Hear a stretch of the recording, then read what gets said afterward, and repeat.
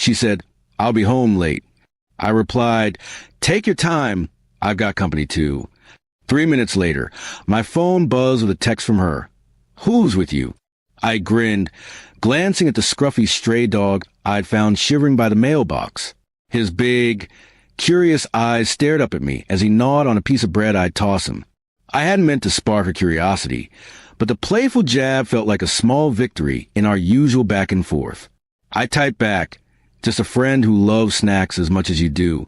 The dog wagged his tail, oblivious of the fact that he was now the center of a mystery. The evening stretched on, and I decided to make the most of my unexpected guest. I rummaged through the fridge, pulling out some leftover chicken to share.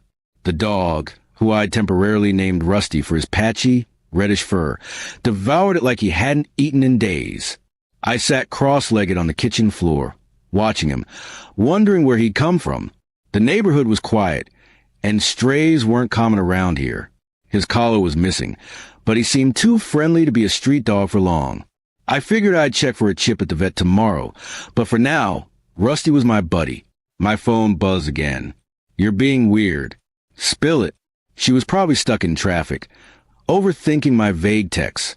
I chuckled, snapping a quick photo of Rusty mid-chew, and sent it with a caption, "Meet my company." Her reply was instant. 3 laughing emojis and "You're such a softie." I could almost hear her teasing tone through the screen. Rusty, done with his meal, flopped onto his side, letting out a contented sigh. I scratched his ears, feeling a strange sense of calm settle over me. The clock ticked past 9, and the house felt quieter than usual, save for Rusty's occasional snores. I started wondering about her day. Why was she running late again?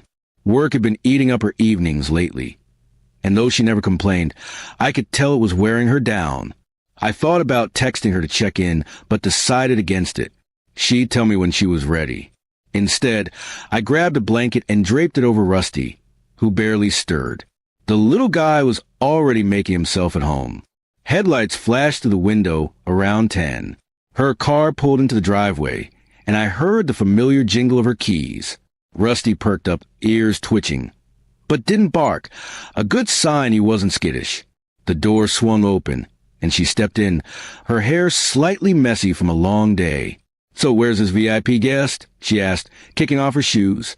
I pointed to Rusty, who was now sitting up, tail thumping against the floor. Her face lit up, and she dropped to her knees, cooing at him like they were old friends. She spent the next few minutes fussing over Rusty, asking me where I'd found him and if we were keeping him. "He's not ours yet," I said, explaining my plan to check for an owner. She nodded but kept petting him, already half in love with the scrappy little dog.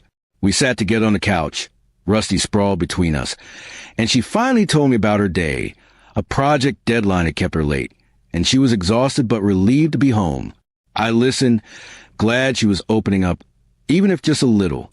As the night wound down, we debated what to do with Rusty. She suggested putting up flyers in the morning, but her tone hinted she wouldn't mind if no one claimed him. I agreed to handle the vet visit and flyers, feeling a bit attached myself. Rusty had brought a spark to the evening, turning a mundane night into something warm and unexpected. We laughed about how my cryptic text had gotten her so curious, and she admitted she'd picture me hosting some secret poker night or worse. By the time we headed to bed, Rusty had claimed a spot at the foot of the couch, snoring softly. She leaned against me, her voice quiet. "You're full of surprises, you know that?" I smiled, thinking the same about her. The house felt fuller with Rusty's presence, and for the first time in a while, the late-night silence didn't feel so heavy. Maybe we'd find his owner, or maybe he'd found us. Either way, tonight had been a good one.